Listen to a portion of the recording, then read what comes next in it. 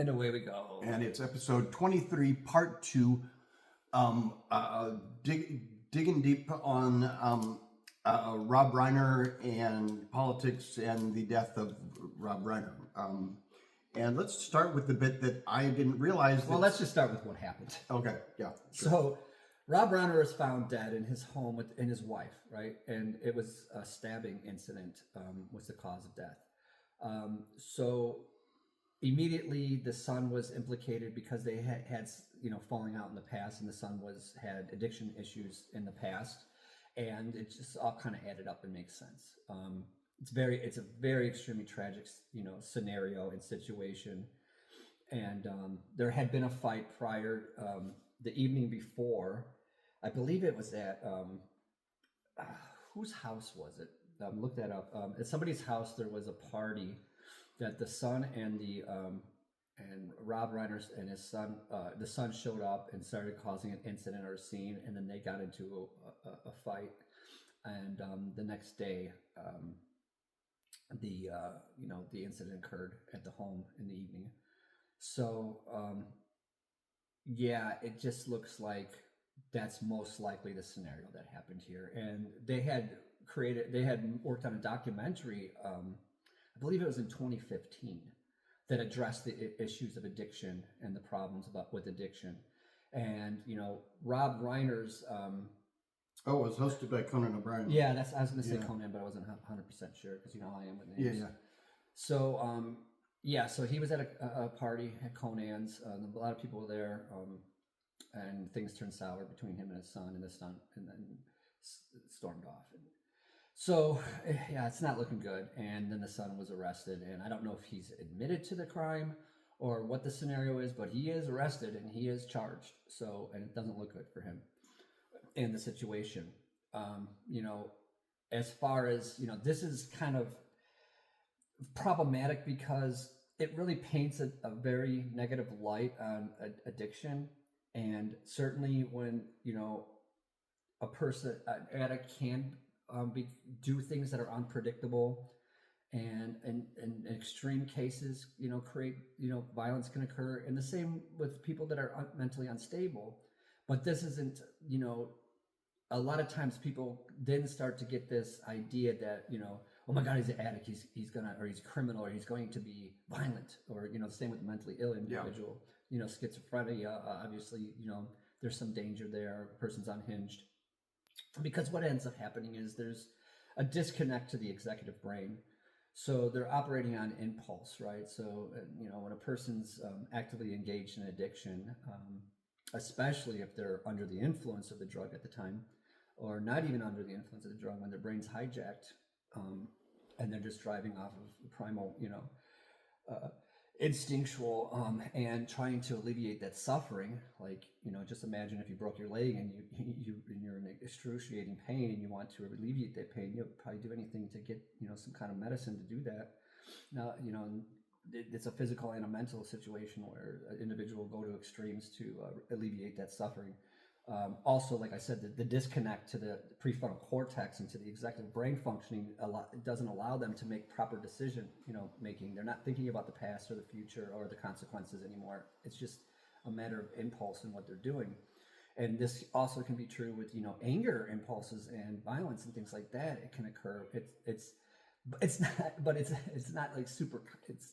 I don't know how to phrase this, but not super consistent. It's not something you can really predict based on. Right. Yeah. So it's not like, and there's certain drugs that make these effects even worse. And from what I understand, he was, engaged in cocaine and amphetamines and things like this. And it seems like that does a lot more damage to the brain than, let's say, heroin or something like that, which affects the brain in a completely different way. And you usually don't get that kind of violence unless they're really needing to get fixed, as they call it, looking for a fix. They could, rob or steal, but they usually don't get violent. But sometimes with these other chemicals that alter the brain in a different way, sometimes violence can happen. And for whatever reasons, it seems like amphetamine kind of increases that likelihood. And it appears, and I'd have to do a little bit more looking into this, but that's what I'm understanding, is that he was kind of on that bent where his addiction lied. outside of some of these other ones that are more about alleviating pain. This is more about getting that euphoria, and sometimes that can go into into mania, into paranoia, into all these other psychosis that can turn someone violent. So, anyways, there's a lot to dive into there. But that's what we know. That's what everybody knows. So it is not out of the question that that's what occurred, right? Is that the norm? No, that doesn't always happen. And, if you're dealing with somebody who has an addiction and it's reached a point where you can't allow them into your life anymore because it is a dangerous situation, that's one thing. Where you draw that line is up to the individual. Certainly, there is a certain, but this is the thing. The reason I wanted to get into this is because Rob Reiner had talked about how he tried everything right early on, and how he had sent his son to these to some of these clinics and rehabs, and he went to one of these tough love places, and he regretted it because he said, "Oh my God, if I would have known what I know today about all the other issues involved with addiction, the trauma model instead of the disease model and all the other stuff," he said, "I probably wouldn't have gone that route because it caused so much animosity between me and my son." That's tough love shit. And I certainly understand that holding people accountable and setting up boundaries, if you're literally in physical danger, is one thing, but this tough love aspect of make them hit rock bottom, can actually get people killed. Either the addict or in retribution to your abuse that they consider abuse of you abandoning them. So yeah, there is a fucking lot to dive into there, and it's like I said, that's up to the individual to decide at what point do I have to set the boundary that I cannot even engage with this individual at this point because it's endangering my life, and how far do you want to take that, and are you willing to risk your life to save someone you love? And that's what you have to remedy within yourself. And I would never try to tell somebody exactly where that line is. I would try to say that tough love has proven very bad for a lot of people. So be wary of that. For some people, did it work? Yeah. For some people, that's what they need. They need somebody to smack them upside the head and say, "Fuck, dude." But when it doesn't work, then it's really bad. Yeah. So when do you go to that extreme? At what point do you do it? You don't do it early on, but the only thing I would say is probably not early on. You wouldn't want to go that extreme. That's the only thing I'll say about that, because that is fucked up shit, because a lot of times it's because they feel abandoned, because they feel misunderstood, because that they're using the drug, and now you've just fucking proved the point that in their mind that they were making up. So yeah, that's the reason I brought that aspect up of this, is because he had this issue with his son, and it's a very very, very sad situation, and it's very, very plausible that that's what happened. But that leads us to the point made that I think a lot of people are unaware of. I was unaware of it, and it starts to paint a very different picture. It doesn't negate what we just said, right? But which is probably what happened. Which is is probably what happened. But it adds a layer that really makes you start to wonder about other things that could be going on or might have happened. And I'll let you. Well, you can. It's right. Okay. Well, if you can read. So basically, go ahead. Let's see. So basically, what this is about is the project that Rob was working on just before he died, which for the most part the media has been silent about for. I heard it from the media. Well, I mean, yeah. Well, when I say silent, I don't mean nobody's saying anything, but it's not getting a lot of attention. That's right. What I mean. Okay, so. The spy and the asset. So before his death, he had publicly mentioned he was working on a project which reportedly was a potential series involving intertwined rises of Donald Trump and Vladimir Putin. Described the project as interview as an idea to trace both men from their childhoods up to the point where their lives intersected in order to explain the effects and the convergence on democracy or. Right, this global global rise of fascism, and after the fall of I'm sorry to interrupt, but after the fall of the Soviet Union, the oligarchs of Russia, started all that money started to seep into Eastern Europe, and then they also started to democratize because it became that freed up Eastern Europe. A lot of these oligarchs came in and interrupted the democratic processes, especially in Belarus. Yeah. Now, and you see what's But happening it also in Ukraine. reminds me of something, I think it was Right, just so the rise yesterday of that I heard, fashions, where they were talking with Russia about how, they don't have communism anymore, they're a democracy. Well, no, actually, that doesn't automatically make them a democracy. No. It means having capitalism does not equate to democracy. That's a huge equates fallacy. Oligarchy, which is what the United States is. Right. So, Except that we've been shifting recently from oligarchy to fascism, and that's not. they go hand in hand. Yeah. Look, some of these labels are so intertwined. Like, is he a despot or is he totalitarian? Is this fascism or is this communism? Like, if you really start pulling apart the bake, that you like, one might be a cake and one might be a cookie, but it's the same fucking ingredients. Right. Like, you know what I mean? It's the same shit. Some fucking crazed lunatic becomes some kind of fucking despot or like totalitarianism state, and you can call it communism, fascism. They might be a little bit like, a little spicy here and there. They're a little bit different, but it's still a fucking cake or a cookie. It's the same shit. Yeah. If anybody gets my point, I hope you do. But I think a lot of people Yeah. will, but no.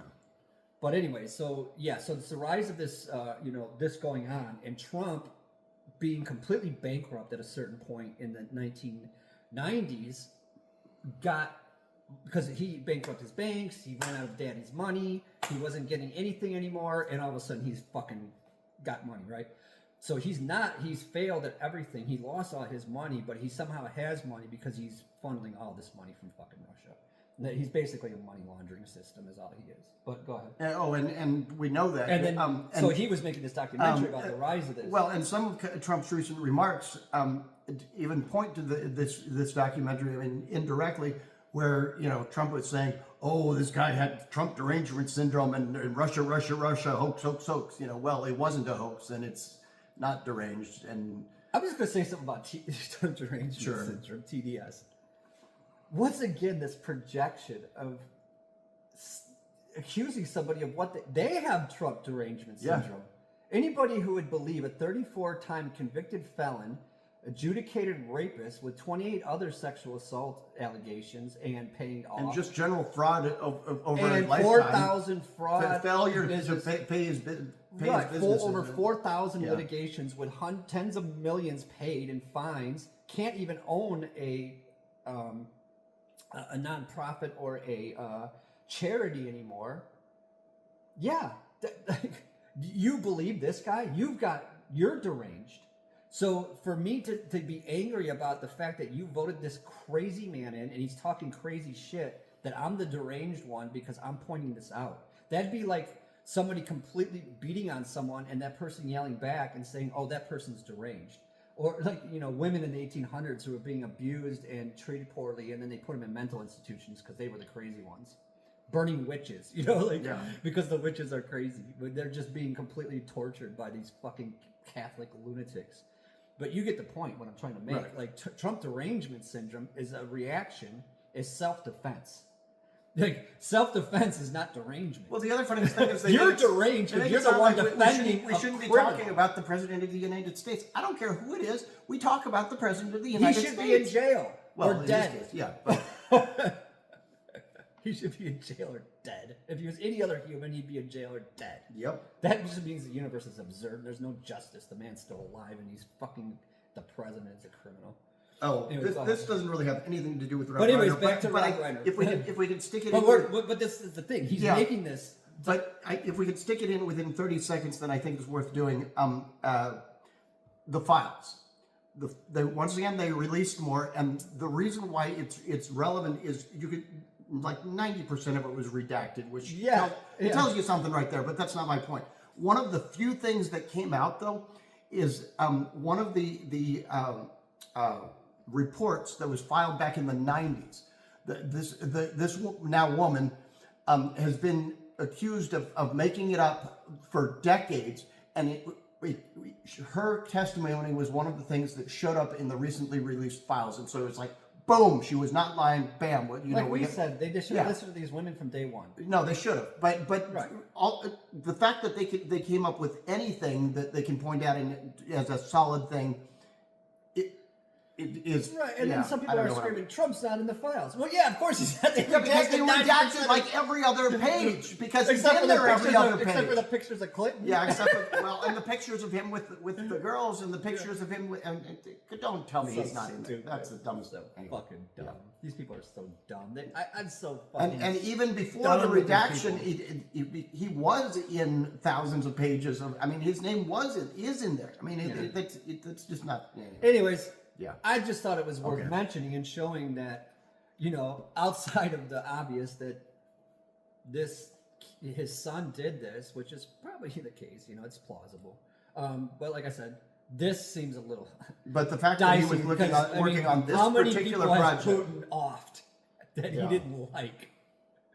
Lots. There's lots of these people that he didn't. That just happened to fall out a window. Right, and yeah. then I guess one last thing we can mention, and you can kind of sum this up, and then I'll sum it up about what Trump's response was to his death. Okay, well, two things. First, people have been trying to, both sides of this. And Rob Reiner, just to put it in context, when asked about Charlie Kirk, he took the high road and basically said, I'm not making this political. There is no political justification for this kind of violence, is what he said. He did not do like a lot of us would say and say, oh, well, he was an asshole. He didn't even do that. Like, he acknowledged that he disagreed with him, but not even to the point of like, oh, he was an asshole. He didn't even go that low. He didn't even He basically disparage the guy. he basically took the high road. Right.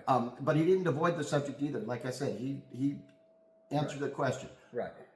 Whereas on the other hand, Trump could have just said, I've never seen any of his movies. I don't really know much about the guy or whatever. And instead, he basically said, oh, this guy was sort of somehow responsible for his own death. I mean, that's essentially what he said. And back to this Trump derangement syndrome. Yeah. He literally said it was TDS Yeah. that caused this. In other words, he said that, oh, that's the scary ass thing. He basically said that Rob's criticism of Trump may have led to his unalive. Not may have. It is what. Well, yeah, that's what he said. Not even but may have. He said it is. What No, but killed think him. about what that actually means. Yes. What is the metaphor? What does that actually mean if it's true? Because right. What is he saying? I'm not even going to spell that out. You guys are smart enough. If you are against me, you will die. Yeah. And then you have this thing about Putin and Trump. Like, right. yeah. It's starting to look more and more like maybe that is what happened. But I mean, I'm not saying, but I'm not going to go there yeah. because, it's a stretch and it's getting. No, but I mean, unless you actually are the kind of dictator that Trump is acting like, then you wouldn't be willing to put forth that kind of image. I'm not saying that he did this, but just Right. the image, Could the Putin, idea. Could Putin? Yeah. Oh, easily. No, Trump maybe. Putin, yes. There's not a question with Putin. I'm not. I mean, it's a question of whether he did Would it. Putin go as far as to plant spies in America to literally brainwash Rob Reiner's son and do That might even. I don't know. I mean, you could go far Yeah. with this shit, but I'm not going to go there because it gets into cuckoo land. But yeah, without further evidence, I just thought it was interesting. I thought it was very fucking interesting, especially with the Putin slant. So, but on a positive note, the guy made some great movies, and I still haven't seen the sequel to Spinal Tap yet. So go ahead and watch one of them. I don't think was he involved with this? Season? Yeah, he was. Oh, yeah. okay. The end continues. Right. That's our thing. The end continues because we never fucking end these goddamn things. So, anyways, the end continues.